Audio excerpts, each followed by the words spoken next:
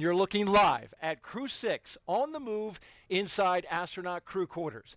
The 3 astronauts and 1 cosmonaut finished putting on their spacesuits in the historic suit-up room, and now they are walking down the hallway to the elevator. In front, Commander Stephen Bowen and pilot Woody Hoberg. Behind them, mission specialist Sultan Al-Nayati and Andrei Fedyaev. They are getting into the elevator to the first floor where they will begin their journey to space. That and more is coming up next. And now you're looking live at the Crew Dragon spacecraft on top of a SpaceX Falcon 9 rocket that will launch the Crew 6 crew to the International Space Station in a little more than 3 hours. Welcome to the Kennedy Space Center in Florida for live coverage of NASA and SpaceX's launch of Crew 6, now streaming in 4K. I'm NASA's Daryl Nail, and with me is NASA astronaut Raja Chari, back by popular demand. Thanks for coming back. Yeah, glad to be back, Daryl, and hoping the second time is the charm, and hoping to see my first launch. Absolutely. We're excited to get your reaction on that. In addition to Raja's analysis, we have live updates from Mission Control in Houston and live interviews from our VIP location here at Kennedy. There you see them. Hello, Houston, and hello, Jasmine. And later on, at T-1 hour, we will welcome in SpaceX live from Hawthorne, California. But let's begin quickly with a recap of the first launch attempt early Sunday morning. The day started here with the crew signing the mission patch inside crew quarters at the Neil Armstrong Operations and Checkout Building. They went through the entire process of suit up and transport to the pad, where they ingressed into the Dragon capsule. The countdown moved along smoothly until reduced flow in an engine ignition fluid line was detected by the launch team. The launch was scrubbed with less than 3 minutes in the count. The astronauts remained in the capsule until the rocket was completely detanked. A disappointing moment for the astronauts, certainly, Raja. Yeah, I mean, I think they're obviously like an instantaneous, instant of a little bit of disappointment, but obviously the right, safe thing to do, and the team all knows that, and so they're ready to do it again today, and have learned from all that, and some great lessons learned. And now we want to focus on the front doors of the astronaut crew quarters, where those astronauts are ready to walk out. And here they come. Crew 6, walking outside of astronaut crew quarters for the second time, hoping to make the flight happen. 4 on countdown. Crew walk From out. left to right, Crew displays are configured. Andrei Fedyaev, Woody Hoberg, Stephen Bowen, and Sultan Al-Nayati.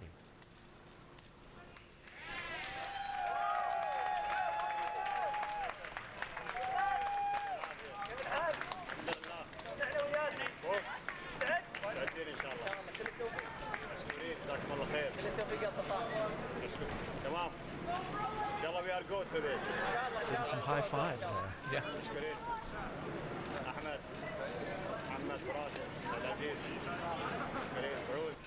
There's Woody Hoberg, the pilot for Crew 6, giving the wave. You can see there's a sense of familiarity as they get into the Teslas. Yep, and now you can see Administrator Nelson there, the bottom right, and then Bob Cabanas just to his right. And I think that's Calvin Manning to his right, the Deputy Kennedy Center Director. So definitely a sign of the importance of this mission to have all the headquarters folks come down here, stay down here. The crew's not the only ones that stays down here between scrubs, they do too. So it's all hands on deck. So the second Tesla, the doors are closed for the commander and the pilot for the mission, and behind them, the mission specialists. In that second Tesla, they also include the flight surgeon. They ride along. And then in the third Tesla, those astronauts are with a second closeout lead. They take some of the closeout team with them on the way to the pad. And take a look at the license plate. We saw this last time. Crew Dragon with a number 6 for the G.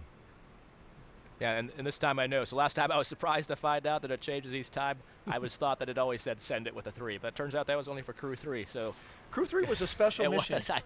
Maybe not special enough for to put it on every single. Maybe I've been watching that video too much.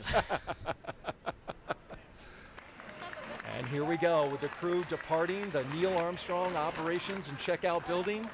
This begins the 20-minute drive with a full security escort across NASA's Kennedy Space Center to Launch Pad 39A. Let's introduce you now to today's crew. Captain Stephen Bowen. He hails from Cohasset, Massachusetts, and is married with 3 children. He holds the title of first U.S. Navy submarine officer to be selected as a mission specialist by NASA. Captain Bowen is also a veteran of NASA's space flights, including space shuttle flights on the STS-126, 132 rather, and 133. During those missions, he and his crew expanded the living quarters on the ISS, delivered an integrated cargo carrier, and a Russian mini research module. He has logged more than 40 days in space, including 47 hours and 18 minutes in 7 spacewalks. He's the wily old veteran, and today he's the commander of Crew 6, a position you know well. I do, yeah, and it's a great position for him to be in. Like you mentioned, he's got some serious experience and street cred, and much like Tom Marshburn on my flight, trusted to mentor and lead 3 rookies going up there, and so I know he's well up to the task and enjoying going on this trip. Sitting next to Stephen is pilot Warren Woody Hoberg. The 37-year-old is from Pittsburgh, Pennsylvania. He studied aeronautics and astronautics from MIT before getting a doctorate in electrical engineering and computer science from the University of California, Berkeley. During grad school, Hoberg worked as an EMT with the Yosemite Search and Rescue. Crew 6 will be Hoberg's first flight since NASA selected him to be an astronaut in 2017. He is also a commercial pilot with instrument, single-engine, and multi-engine ratings. As pilot for Crew 6, he will be responsible for spacecraft systems and performance. Aboard the station, he will serve as an Expedition 68 and 69 flight engineer. And his most important role is to continue the presence of turtles on the space station. So what he also commonly referred to as the smartest turtle, but also the most humble one. You wouldn't know that talking to him. But any of the things Core on on his countdown. Advanced team is complete. Ready for crew arrival. You just heard the core call for countdown timing for the crew arrival. But yeah, all those things what he's done by themselves would be amazing, let alone in combination. In the role of mission specialist is astronaut Sultan Al-Niyati. He was chosen by the Mohammed bin Rashid Space Center of the United Arab Emirates to be part of Expedition 68-69.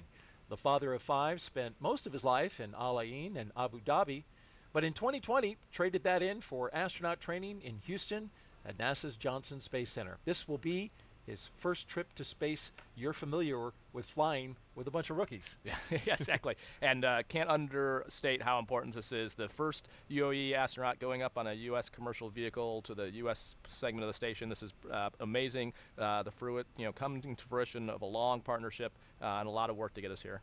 We saw a shot of the vehicle assembly building dead ahead, and they'll get up, make that right-hand turn, and go right by it. Talking about the mission specialists, it's also the first trip to space for the second mission specialist, Roscosmos cosmonaut Andrei Fedyaev. Andrei was selected as a cosmonaut back in 2012.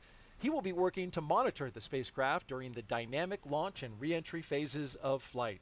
And once on board station, he will be a flight engineer for Expeditions 68 and 69.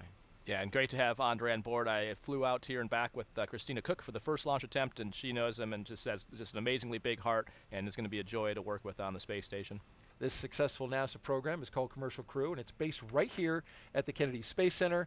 Jasmine Hopkins now joins us live with one of the leaders of this program. Jasmine. Thank you so much, Daryl. We are back tonight on the balcony of the Operations Support Building number 2 here at Kennedy Space Center. And right now, we're so glad to be joined by Kathy Leaders, the Associate Administrator for NASA's Space Operations Mission Directorate. Good evening, Kathy. Good evening. So happy to be here. Of course, and we are happy to have you. This is round 2, as we said earlier, a second time's a charm. But really, let's talk about that seriously, that we prioritize safety here at NASA. We only launch when we're ready, right? Yes, and there's it kind of seems like a cliche because we say it over and over. Space flight's hard. We say it's really, really hard. But when you look at all the things that have to be done perfectly to make sure we're flying safely, it is hard. And it's that attention to detail that makes us ensure that we're flying our crews safely.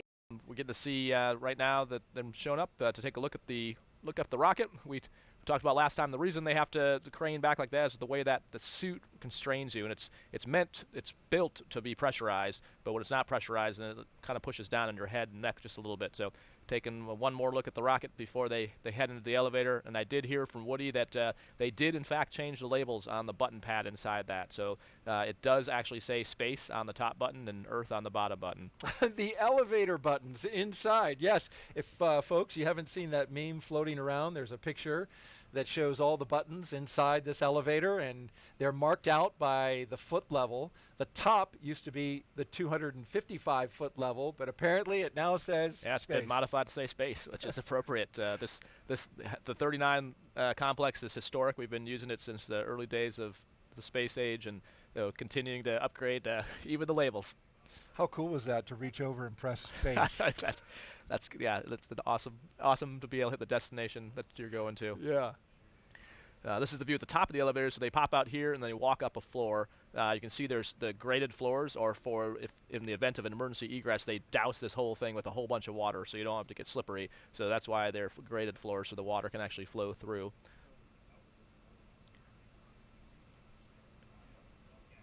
And you see astronaut Nick Hague is with them. He's number 12.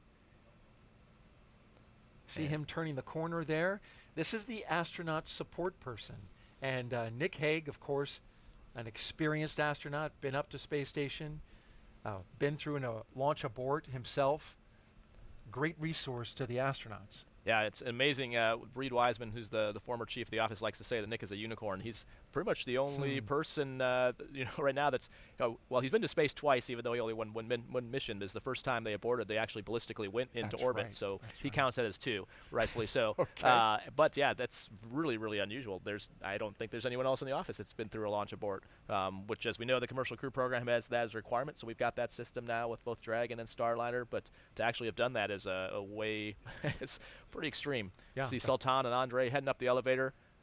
You notice tonight everything's going faster, which is a testament to the fact that we practiced this once. And there they are, coming through the crew access arm. The commander and pilot, Stephen and Woody, making their way inside Dragon. Big thumbs up and a wave from the crew. They're hoping today is the day. Core on countdown. Crew are in the white room. You see Arthur is the core at SpaceX, so they keep the shifts the same. So again, we kind of talked a little bit about last time, but the importance of all the sims leading up to this are the same voices. So they'll, through the slip and through the scrub, retiming all the shifts at SpaceX and at Houston actually all stayed on the same timeline, so they could be all the same people. That's Arthur Berrialt, the crew operations resource engineer with SpaceX. That's his voice coming over. You can see the ninjas helping get their, those are the shoe protectors, the boot guards coming off. Yep. So it protects for 2 things. FOD in the capsule is one thing, but the other thing is there's slots in the bottom of those heels, and that's what actually, when you see them get in, you'll see them put their foot up and then down, almost like putting on a ski boot type thing, where it locks in, and that's what keeps your feet restrained under the launch loads and re-entry loads, which is why you'll also see them sometimes, if not during before they are in the launch escape system, you'll see them lock them in, but that also protects the channel from any nicks or dings on the bottom side of that. Our mission specialists now getting ready to board Dragon, Sultan and Andre with a big thumbs up. Beautiful shot from high above looking into the crew access arm as they make their way aboard Dragon. There go our 2 mission specialists with the duck as they cross the hatch, being very careful not to touch or hit the edges of that hatch, because that seal is so very important to maintaining a good seal when they pressurize the cabin in space. And now our cameraman will go inside. Or wait. And so those are the crew satchels. You saw those white bags. Woody and Steve's are already on their leg. There's a little loop under there that the ground techs help connect for them. See Sultan and Andre hooking in their umbilicals, so expect shortly they'll do their comm checks with Arthur at the core. And it's worth noting, for those who follow very closely, that SpaceX is now doing some of their checks and operations in parallel rather than sequentially. It could end up sequentially, but they're aiming for parallel, and that will reduce the total time of the operation starting right now by about 27 minutes. Core, this is MS2, C4. How to read me? Comm check. Doing comm checks even as they're getting seated. Loud and clear from seat 4. How me? Loud and clear, C4. Encore, MS1, com check. And loud and clear, MS1 from seat 1. Helmy. I got it loud and clear. And a great view of Andre's buckle there. So it's a 5-point harness. The crew can totally do it on their own, but just to save wear and tear on the suits, a lot of times the ground crew will help with doing that. And that way it makes sure it's really cinched down. So the way each on that circular harness around his waist, each of the waist straps and then the leg and the shoulders connect into a slot, and then to get out you rotate it counterclockwise or clockwise and all 5 pop out.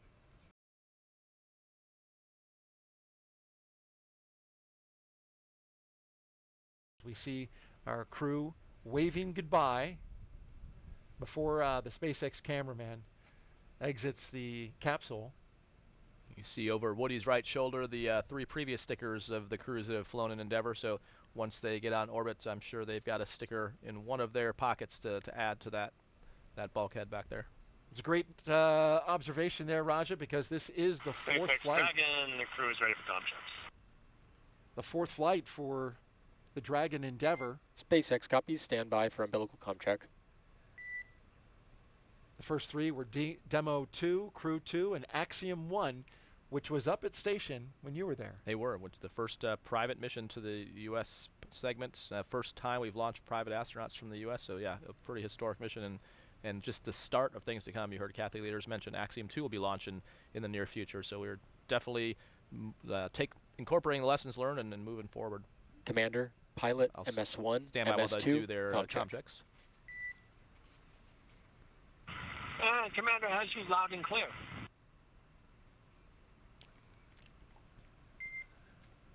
Commander, loud and clear.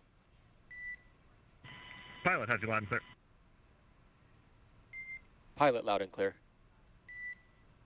And the MS1 got you loud and clear. MS1, loud and clear. And MS2 got loud and clear. MS2, loud and clear. Umbilical comm checks are complete. Report when ready for seat rotation.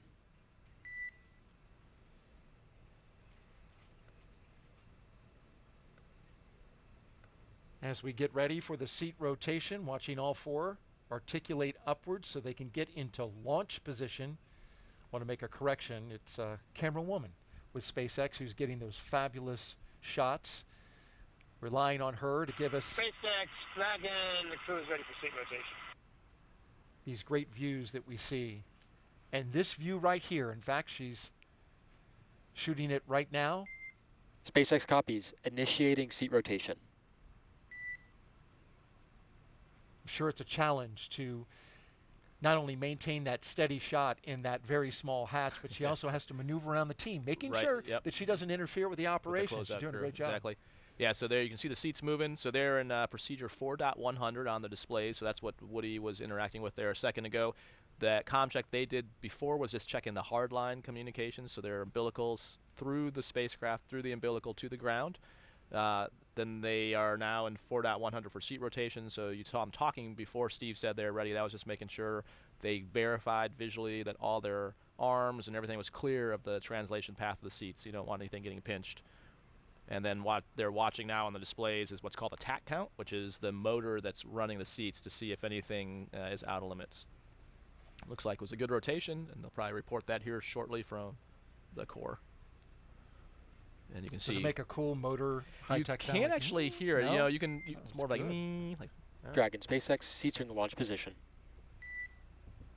And during our launch coverage, we like to highlight employees in the commercial crew program who are working behind the scenes to make today's mission possible. Earlier this week, Kennedy's Jasmine Hopkins spoke to NASA's recovery director for Crew 5. Let's take a look. Joining us now is NASA Recovery Director Brian Barry. Thanks for being here. Of course, thank you. Of course. So, Brian, we understand that you are the NASA Recovery Director for Crew 5, but you've actually done a lot of things for human spaceflight. Can you tell us more about that? Sure. Yeah, that's right. So I started my career as a flight controller for the ISS program. My team was responsible for maintenance on the space station. So I had the opportunity to work directly with the astronauts, train them on tools and repair procedures. So that was a lot of fun and something I never thought I would do when I was studying to be an engineer. After that, I moved over to the safety team, and I was our safety rep for the Commercial Crew Program Safety Panel. So that was my first exposure to CCP, and I would go review the hazard reports for Dragon and Starliner. That was a pretty neat experience also because I was able to work with Bob and Doug prior to Demo 2 and just kind of work with them on the hazard reports and get their perspective on the risk and the mission overall. After that, in 2020, I came out to Commercial Crew and I work for them directly now, and I've been doing launch and recovery operations since then. On the launch team, my role is to lead the rescue effort if we need to. If there's a pad emergency egress or a pad abort, the launch rescue director calls in the rescue forces. So that's what I did for Crew 5 launch last year. And then as the recovery director, I lead the NASA portion of the team that goes out on the ship with SpaceX. We bring out our flight surgeons and we check out the crew and we load them up on the helicopter and get them back home. We are currently now 2 hours and 7 minutes and counting as we watch the SpaceX closeout crew close the hatch to the Dragon capsule. Dragon Endeavour, the flight leader in SpaceX's fleet. Right now, so honored to be joined by Administrator Bill Nelson. Thank you for being here. It's another pleasure. Of course, we're always glad to have you back at Kennedy. And Bill, right before we were tossed to you, actually just mentioned that you've been in the shoes of these astronauts before, that when you were flying on shuttle, it scrubbed 4 times. So do you have any words of wisdom, any words of encouragement for the astronauts tonight? Well, words of encouragement. Enjoy yourself while you're laying there strapped in on your back, trying to get off the face of the earth. But the serious words of encouragement is we don't fly until we think it's safe. And that was what was important about the first scrub, because it just didn't feel right. And NASA made the call. It was the right call. Everything's looking good. The supposed problems that they had before have all been fixed. And so I expect we're going to see a launch tonight. Right, we're all looking forward to seeing that launch tonight, Bill. And all the work that we're doing in low Earth orbit on the space station is really paving the way for deep space. So what is next for Artemis? Well, we have just this unbelievable opportunity now to go back to the moon, but this time it's different. First of all, we're going to a different place on the moon. It's the South Pole. And that's where we think the water is. And if you get to harvest water, all of a sudden you have hydrogen and oxygen. You've got rocket fuel. We're also going back for a different reason. We're going to stay there. We're going to learn to live, to work there, to invent, to create, all for the purpose that we're going to Mars. And you know, the moon's just a few days away. Mars is months and months away. And so that's why this is so important for us to get back to the moon. As we march closer to launch, and right now, I'm so glad to be joined by Salem Al-Mari, the Director General of the Mohammed bin Rashid Space Center, as well as Hazza Al-Mansouri, UAE astronaut. Thank you so much for being here tonight. Thank you, Jasmine. Of course, Salem, we'll start with you. Sultan is the first UAE astronaut to go on a long-duration mission to the space station. He'll be on a 6-month science mission. So what is the UAE hoping to learn from him? Definitely there's a lot we plan to do during this mission and learn from him and from this 6-month duration. So there's a lot of science we're going to be doing, a lot of human life sciences.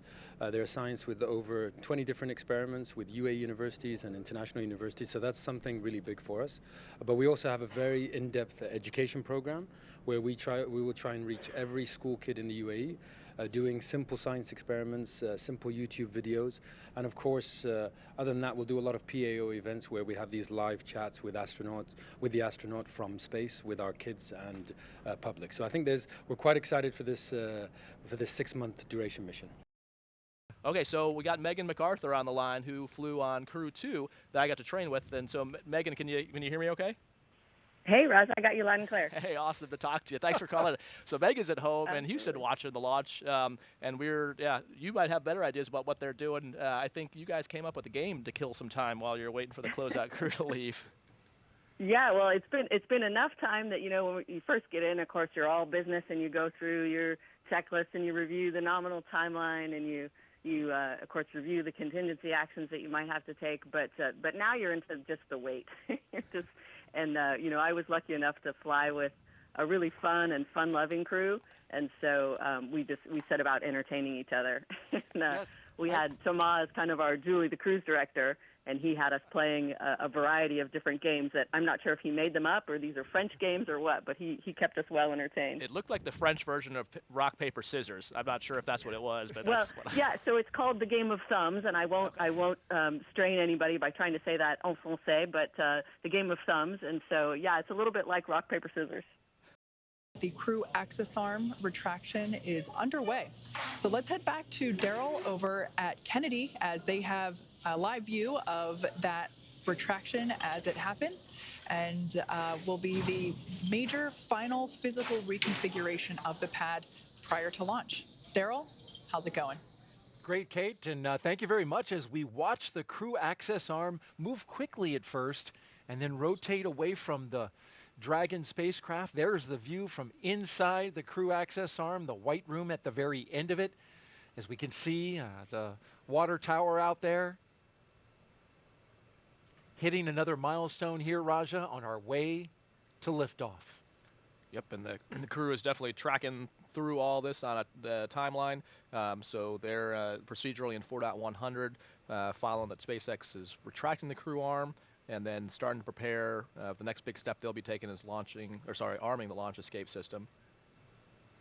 You Crew strapped in? Yep, you can see just by Andre's left leg the red of that bag. We were talking about that earlier, but you couldn't Dragon see it. SpaceX, go for Section 6, close visors, arm launch escape system. All right, we're picking up Section 6 on closing the visors and arming the launch escape system. All right, so you see them reaching up to the displays. They're stepping to that section of the procedure, all verbalizing now with the visors down, that the Vox settings are correct so they can hear each other. SpaceX, Dragon, visors are closed. We're arming the launch escape system.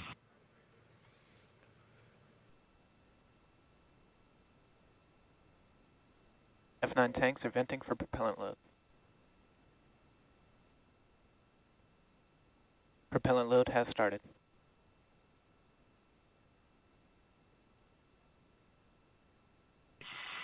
It was a great call and a good learning opportunity for the crew and I think for the teams.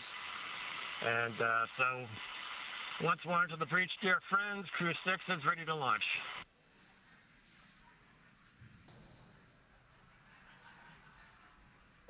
Engine chill has started. And as expected, there's that call out for that engine chill, indicating the pre-valves are open and the engines are beginning to prepare for liftoff.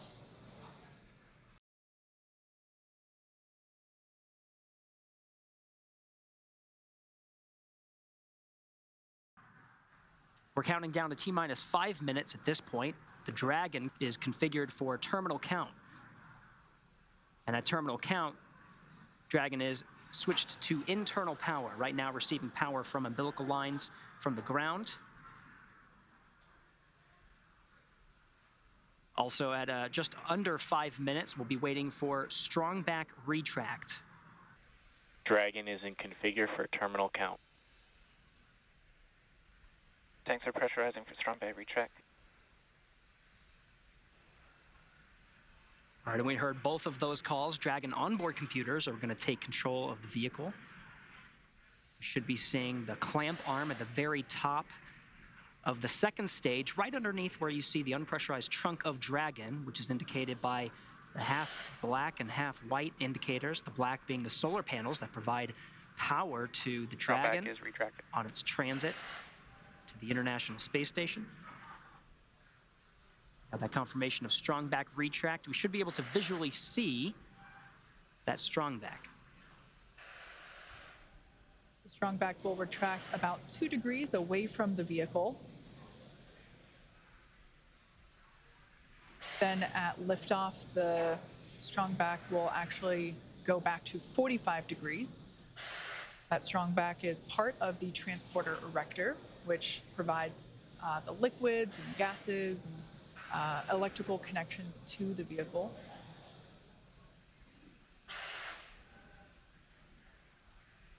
As Gary pointed out, those clamp arms opened up underneath the trunk, just above the first stage.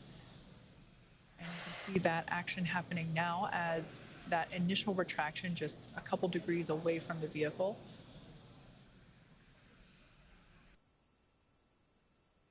Dragon is in terminal count and on internal power. Stage 2, lock flow complete. Dragon is in auto idle. You heard those calls. The Falcon 9 fully fueled with RP-1, rocket fuel, as well as the liquid oxygen. That call of Dragon is an auto idle. There's going to be a series of calls. Gas close started. Expect rising. There's the gas closeout, purging the lines of the fuel that have supplied the Falcon 9 with RP-1 and liquid oxygen. Also wait for a call of the arming of the flight termination system. The Dragon flight computers are configured for launch. Flight termination system will allow Falcon 9 to talk to Dragon on the ride uphill. Terminate the flight, issuing an abort. Startup. Dragon is in countdown. T-minus 1 minute and counting. Dragon is in countdown. Everything's looking good for launch.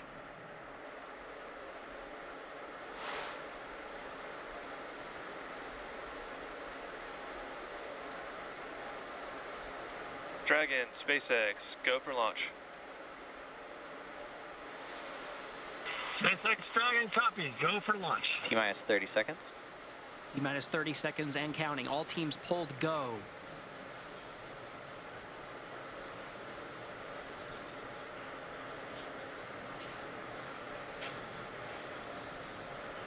$15 seconds. Ready for an on-time launch for the instantaneous T-minus 10, run. 9, 8, 7, 6, 5, 4, 3, 2, 1.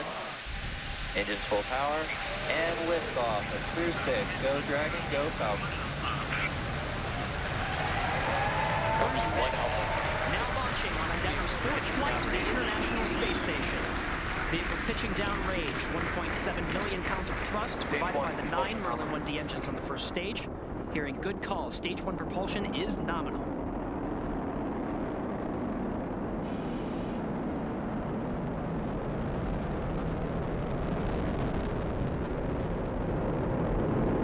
We're now at T plus 34 seconds into the 6th rotational crew mission on board Dragon and Falcon 9. Power and telemetry nominal.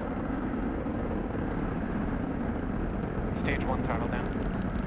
So there we heard the call out indicating that the first stage engines will begin to throttle down in preparation for max Q, which is the moment of maximum aerodynamic pressure that the vehicle will experience during flight.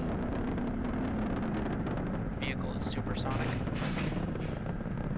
That call out there indicating the vehicle's traveling faster than the speed of sound. Max Q. Stage 1 throttle up.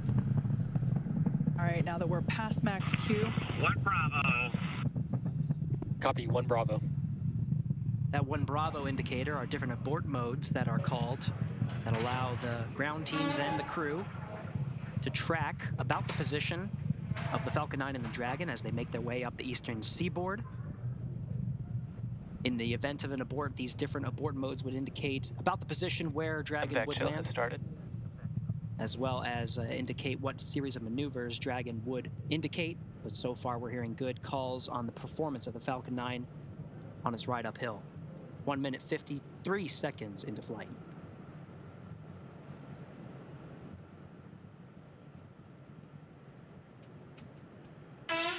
We're about 30 seconds away from main engine cutoff, which will be followed quickly by stage separation and second engine start, which is the ignition of that MVAC engine on the second stage.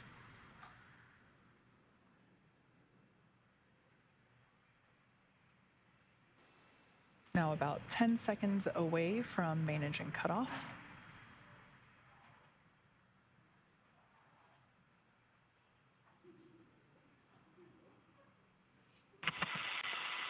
Two Alpha. Copy, 2 Stage Alpha. separation confirmed.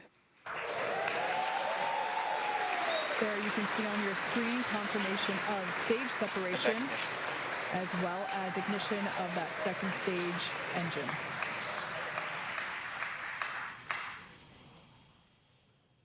Second stage is now carrying the Crew 6 astronauts to orbit. Beautiful view there on the left-hand side of your screen coming from the first stage, which, as you can see, is still gaining in altitude. It has not yet reached its apogee. A beautiful view of the Florida Space Coast there in the background. Meanwhile, we're tracking good performance on that MVAC engine. On the screen to your right, we'll be hearing periodic performance calls about once every minute of the status of the trajectory of the second stage and the Crew 6 astronauts that are inside Crew Dragon Endeavour. We'll also be hearing call-outs, Bermuda. just like you heard just there, as we pass over the various ground stations along the ascent track. Dragon, SpaceX, nominal trajectory. There's that performance call-out. Dragon acknowledges nominal trajectory.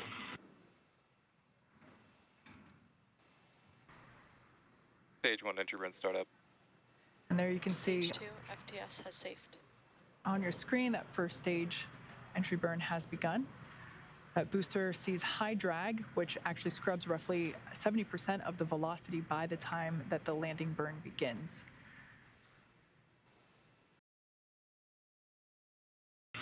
SpaceX, Dragon, Shannon.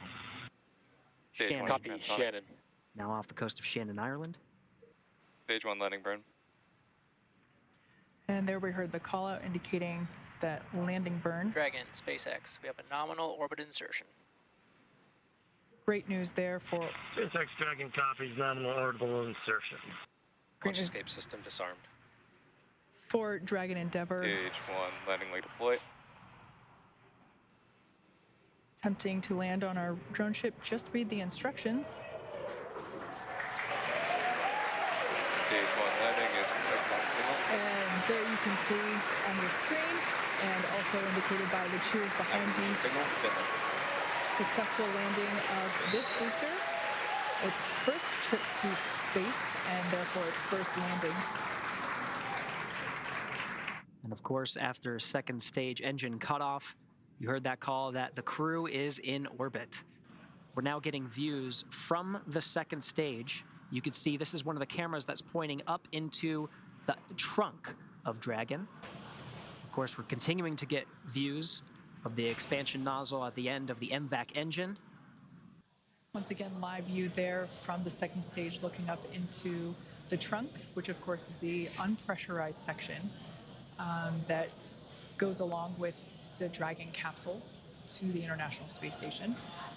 That's where we are able to store basically cargo that is able to be exposed to the vacuum of space.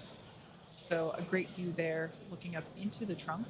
That will be hopefully the first views that we get of that separation event, which we're expecting here any second.